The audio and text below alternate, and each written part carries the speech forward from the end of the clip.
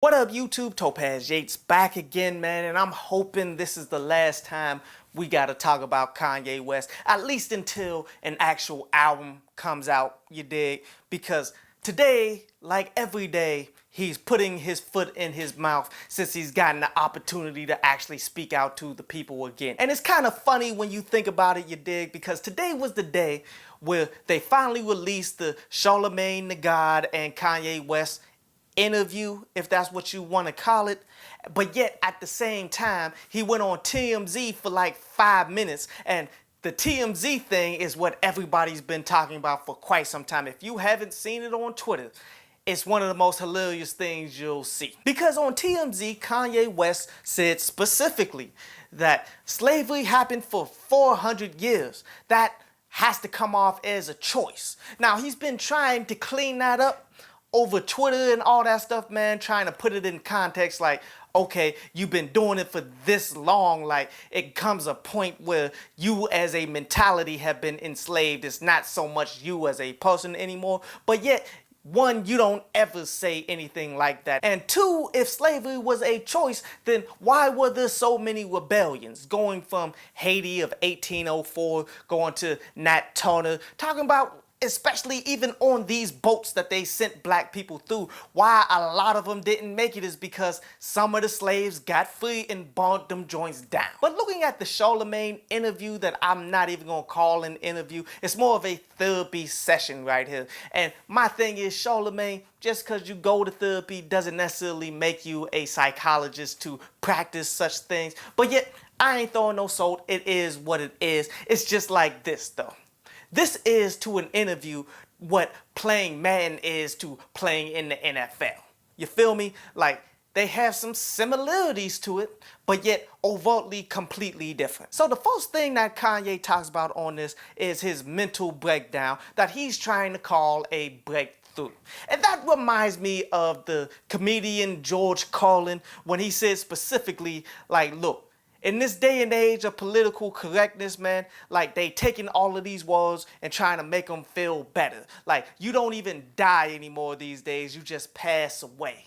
Same thing happening here, but yet the thing is we're not stupid enough to fall for what you're trying to pull here, Kanye, by trying to make it seem like having a mental breakdown, going to a mental hospital and all of this was a positive thing in your life. But so he gives his excuses on why this happened to him, starting with the stress and then talking about fear because he had fear for Kim Kardashian because of how she was robbed and all of that stuff, man. Talk about how he was exhausted because he was doing 4 shows a week. He also said that his competitiveness is one thing that pushed him over the edge as well. Talk about how he had the notoriety and all of this stuff. He was big name out there, but yet his records really wasn't spinning on the radio like he thought they would. But the thing about that he said that really interests me is why he wasn't getting that radio spins. Like he said that it was one, the fact that L.A. Reid left Universal, in which that tells you a lot. That tells you that L.A. Reid is the go-to guy to determine who's going to get played on the radio because he has the connections and such, which good to know. But then he starts going into his own sensitivity and such, talking about all the things that's been happening with individuals that he's known, that he's spoken to, and how he caught feelings about how things panned out. And, you know, you kind of want to tell him, grow up, be a man, like not everything is going to go the way you want to go. But yet the whole thought process of a man can't show his emotions, gotta hide his feelings at all time and such, man, in order to be a man in the world, that causes a lot of stress and a lot of pain and anguish amongst individuals. So he's talking about how he caught feelings about Jay-Z and Beyonce not coming to his wedding. And here's my thing about that.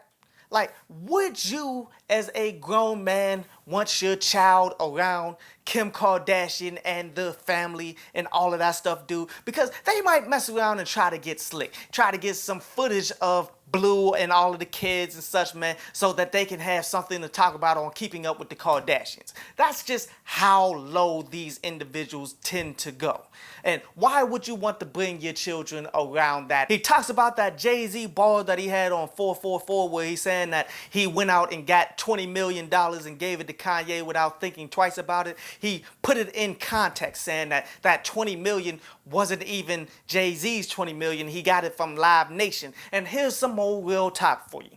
Like if me, Topaz Yates, come up to somebody and say, look, this is my man's right here. Give him that money. All but give you the cosign and such that you're going to make it right for them. I put myself on the line and you need to go ahead and do what you said you was going to do in order for me to not look bad to this person. Because if it does go bad, I'm probably going to have to come out of my pocket to give it to that person. Like me co-signing you means I've done a lot for you. But yet Kanye really isn't grasping this. Then Kanye talked about how Obama hurt his feelings and all of this stuff, dude. And I mean, again, you kind of don't want to tell a guy to man up, but it's past time for you to man up, bruh. Like, your feelings are going to get hurt being in this world regardless. Like, but you languishing on all of this, you helping yourself be sabotaged. Another thing that I found really interesting as well is him talking about his relationship with Nike to the point that he couldn't even get a phone conversation with the CEO and they would never give him any royalties on the shoes, but yet they would give royalties to the stores who's getting the shoes and all of that stuff, dude. And that just shows you more on why you need to build your own and stay away from these individuals, because I'm sure it's not just you, Kanye. Like, that might be for all athletes they won't give royalties and stuff to for such things, but yet they'll give these royalties and all this to these corporations that are most likely owned by white people. So it's all another brand of white supremacy that he's really just not seeing. He's just thinking that, okay, they just mistreated me, Kanye. The best way to kind of somewhat explain that is some Kanye lyrics. Racism's still alive. They just be concealing it. They become masters at concealing it and making it seem like it's the business. That's why he can't get these royalties. Oh, Colin Kaepernick, he's just not a good football player. That's why he can't have a job in the NFL. Do you see the consistency of how they always tend to do the same thing to people? How he said when he met with Zuckerberg and all of that, he had something specific that he wanted from him, some knowledge that Zuckerberg has and such, but yet Zuckerberg wouldn't give it to him. And that's another element of racism. Like, that's how they'll keep you down. They will not give you the information you need in order to succeed. But yet, for some reason, Kanye West can never get away from trying to get validation from white people, as he just wouldn't say that. Like, he said specifically in this, like, man, we still stuck in the game, man. We still need to get these BMWs, still need to go get these chains and all of that stuff, dude. While Sway was trying to tell him this way back when. Get your own, build your own. They're going to try to keep you out, but he's never going to listen to it. But let's bring it back to racism, you dig? So we can continue to see how delusional Kanye West is. Because he said, like, look, racism isn't a breaking point for him, because if it was, he wouldn't live in America anymore.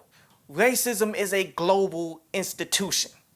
No matter where you go in this world, like if you go to South Africa and talk to the racists out there, if you go to Greece and talk to those major racists out there, they will treat you the same way a racist will treat you here. No matter if you're in New York or in Augusta, Georgia, they're all somewhat along the same lines. As again in this video, man, he's still bigging up Trump and all of that, saying that, okay, the reason why I still like Trump and all of this is because he showed that anything is possible when he won the election and all that stuff, dude. And again, this wasn't anything unique or different to this world, because there was an individual named Dr. Frances Cress Welsing. Before she died, which she died well before Donald Trump got inaugurated and all of this, before he got elected in. Before she died, she said specifically, Donald Trump is tapping into white supremacy here in the United States. So therefore, say hello to your new president. She said that well before anybody thought that he even had a chance of winning the election and such. So this isn't something that's unique and different. You dig? He didn't pull off a miracle here. He just tapped into the fact that America is racist and America will always be racist. So how is that motivation? Overall, man, I wouldn't even recommend that interview, you dig? Because it's like an hour, 45 minutes of watching somebody who's delusional. I hope you enjoyed the show. You can follow me at Twitter up there. And you can go to downloadpass.com, that's down there, to read today's article.